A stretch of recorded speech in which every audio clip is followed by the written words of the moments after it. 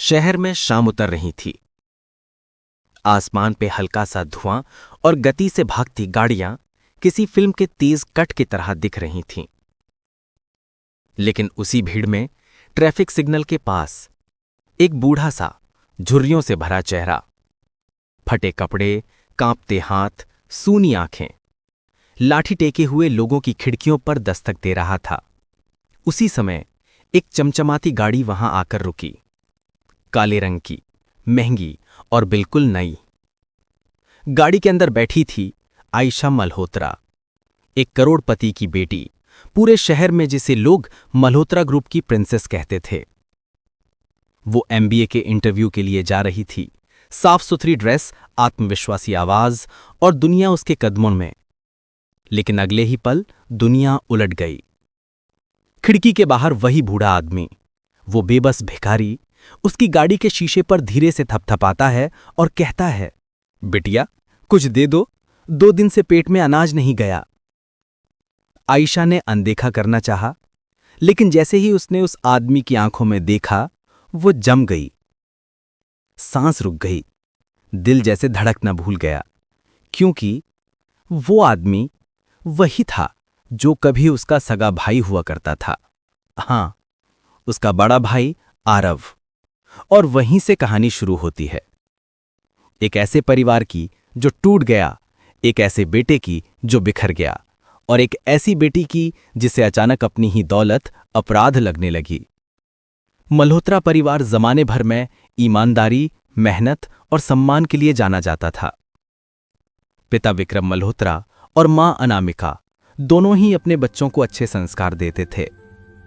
आरव बड़ा बेटा मां बाप की आंखों का तारा था, सादा स्वभाव, शर्मीला, लेकिन दिल बहुत बड़ा। उसे किताबें, कहानियां और दूसरों की मदद करना पसंद था। आयशा छोटी बेटी, चुलबुली, तेज, सबको हंसाने वाली, वो भाई के पीछे पीछे ही घूमती थी। उसके कमरे का दरवाजा बिना ठोके नहीं खोलती थी, इतना सम्मान। दोनों में उम्र का फर्क भले ही 6 साल का था, लेकिन दोनों ऐसे थे जैसे एक ही शरीर की 2 सांसें। एक दिन कुछ बदल गया। विक्रम मल्होत्रा ने बिजनेस में एक बड़ा निवेश किया, जिसका परिणाम विपरीत निकला। एक रात में करोड़ों डूब गए। घर में तनाव बढ़ गया। पिता चुप रहने लगे, मां रात में रोने लगीं और बच्चे डरने लगे। आरव कॉलेज में था। उसने कई बार पापा से कहा, पापा मैं नौकरी कर लूंगा, मैनेजमेंट का कोर्स बाद में कर लूंगा। लेकिन पिता कहते, मेरा बेटा नौकरी नहीं करेगा, पढ़ाई करेगा, परिवार को चलना सीख। दुर्भाग्य से उन्हें नहीं पता था कि समय उनके लिए कितना कठोर साबित होने वाला है। परिवार कर्ज में था, किराया, बिजली, ईएमआई सब सिर पर चढ़ गया। एक दिन बकाया ना दे पाने की वजह से घर नीलाम कर दिया गया। मल्होत्रा परिवार सड़क पर आ गया। आयशा उस समय मात्र 12 साल की थी। उसे समझ नहीं आता था कि दुनिया ने अचानक इतना दिल कड़ा क्यों कर लिया है। आरव हर जगह नौकरी ढूंढता, पर कोई उसे नहीं रखता, क्योंकि वो कॉलेज ड्रॉप आउट था। पिता सदमे में बीमार हो गए, उनकी हालत बिगड़ने लगी। मां ने उन्हें अस्पताल में भर्ती कराया, लेकिन पैसों के बिना इलाज कहां। आरव ने सारी किताबें बेच दीं, फिर अपना मोबाइल भी बेच दिया, फिर अपनी साइकिल। वो रोज मजदूरी करता, किसी के घर पर सामान पहुंचाता, होटल में बर्तन साफ करता, जो काम मिलता कर लेता। लेकिन इलाज फिर भी पूरा नहीं हो सका, और एक रात पिता दुनिया छोड़कर चले गए। उस रात आयशा चीख चीख कर रोई थी। आरव को देखकर कहा, भैया आप कुछ क्यों नहीं कर पाए। ये शब्द आरव ने दिल में तीर की तरह झेल लिए। वो रात, वो दर्द, उसके बाद से वो टूटता गया।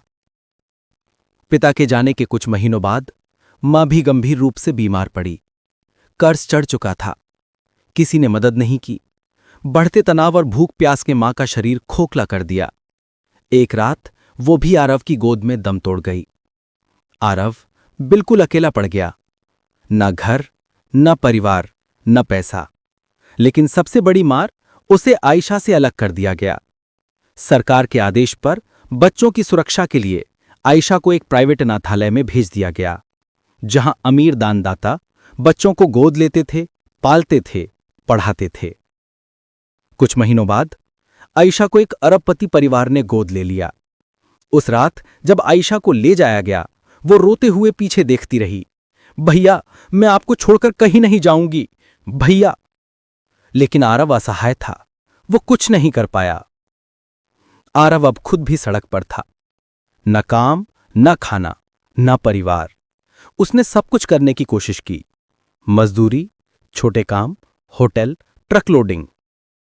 पर लगातार भूखे रहने से उसका शरीर कमजोर हो गया। उसे टीबी हो गई। कोई भरोसा नहीं करता, उसे रखने को कोई तैयार नहीं। धीरे धीरे उसका सब कुछ खत्म होता गया। कपड़े फट गए, जूते खो गए, बाल उलझ गए, आंखों की चमक बुझ गई, उम्मीद खत्म हो गई और एक दिन वो भीख मांगने पर मजबूर हो गया। दूसरी तरफ आयशा जिस परिवार में गई, उन्होंने उसे बहुत प्यार दिया। उसके लिए घर, स्कूल, कपड़े, सुविधा सब था। वो पढ़ती गई, हर क्लास में टॉपर बनी, कॉलेज में स्कॉलरशिप मिली, देश से विदेश। वो दुनिया देखने लगी, लग्जरी कार, ऊंचे होटल, बड़े कार्यक्रम। लेकिन उसके दिल में हमेशा एक खाली जगह थी, अपने खोए हुए भाई की। वो कभी किसी को बताती नहीं थी, लेकिन रात को अक्सर रोकर सो जाती थी। भैया कहाँ होंगे, जिंदा भी होंगे या नहीं।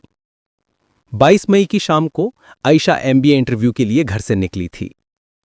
चमकदार कार ट्रैफिक सिग्नल पर रुकी और तभी एक बूढ़ा कमजोर कांपता हुआ आदमी खिड़की पर आया। लेकिन ये कोई आम भिखारी नहीं था। उसके फटे कपड़ों के अंदर, उसके झुर्रियों में, उसकी सूनी आंखों में एक रिश्ता छिपा था। वो था आरव, उसका बड़ा भाई। आरव ने कहा, मां की कसम, बहुत भूखा हूं बिटिया।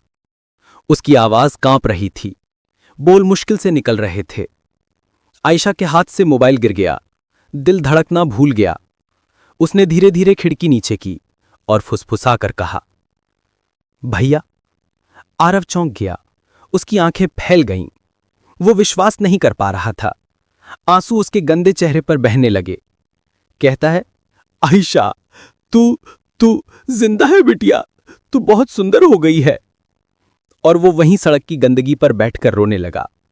आयशा गाड़ी से बाहर निकली, उसे गले लगा लिया।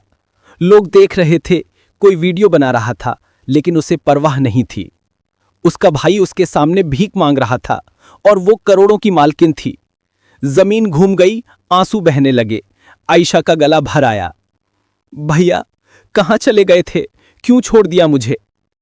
आरव ने कांपते हुए कहा, मैंने नहीं छोड़ा था बेटा, दुनिया ने मुझे तुझसे दूर कर दिया। आयशा ने उसे घर ले जाने की कोशिश की, पर आरव डर गया। नहीं बिटिया, मैं तुम्हारा बोझ नहीं बनूंगा, मैं गंदा हूं, मैं कहीं नहीं जाऊंगा। आयशा रोते हुए बोलती रही, आप भैया हो मेरे, बोझ नहीं। उसने गाड़ी का दरवाजा खोला, आरव को धीरे से अंदर बिठाया और उसे अस्पताल ले गई। डॉक्टर हैरान थे, उसका शरीर आधा खत्म था। कई दिनों के इलाज के बाद आरव थोड़ा ठीक हुआ, लेकिन आरव के मन में एक ही बात थी, मैं अपनी बहन की जिंदगी खराब नहीं करूंगा। आयशा सो नहीं पाती थी। हर रात उसके कमरे में जाकर भाई का माथा चूमती, उसे खाना खिलाती, उससे बातें करती। लेकिन एक रात आरव ने उसका हाथ पकड़कर कहा, आयशा, अगर मैं नहीं रहा तो तू मेरे लिए जीना। आयशा डर गई। भैया, प्लीज ऐसे मत बोलिए। आरव मुस्कुराकर बोला, तेरी शादी देखनी थी, तेरे बच्चे, तेरी हंसी, पर भगवान ने शायद मेरे हिस्से की खुशियां तुझे दे दी। मुझे अब कुछ नहीं चाहिए। आयशा फूट फूट कर रो पड़ी। अगली सुबह जब आयशा कमरे में गई तो आरव की सांसें रुक गई थीं। उसका चेहरा शांत था, जैसे बरसों बाद उसे सुकून मिला हो। उस दिन शहर में एक करोड़पति की बेटी सड़क पर टूटकर रो रही थी, अपने भाई के लाइफलेस शरीर को पकड़े हुए। आरव की मौत के बाद आयशा ने फैसला किया कि वो शहर के हर अनाथ, हर बेघर, हर दरिद्र इंसान की देखभाल करेगी। उसने करोड़ों की दौलत आरव के नाम से ट्रस्ट में लगाई। आरव मानवता मिशन, जहां कोई भूखा नहीं सोएगा, कोई भाई अपनी बहन से अलग नहीं होगा, कोई पिता इलाज के बिना नहीं जाएगा। हर जगह आयशा कहती, मैं करोड़पति नहीं हूं, मैं तो बस एक बहन हूं जिसका भाई बहुत भूखा था। आयशा आज भी रात को तारों की तरफ देखकर कहती है, भैया, मैं आज जहां भी हूं आपकी वजह से हूं। आप चले गए, लेकिन आपकी भूख, आपका दर्द दुनिया को जगा गया। कहते हैं, एक करोड़पति की बेटी ने दुनिया को दान दिया, लेकिन जो सबसे कीमती चीज उसने दी, वो था अपने भाई का दर्द समझने का संदेश।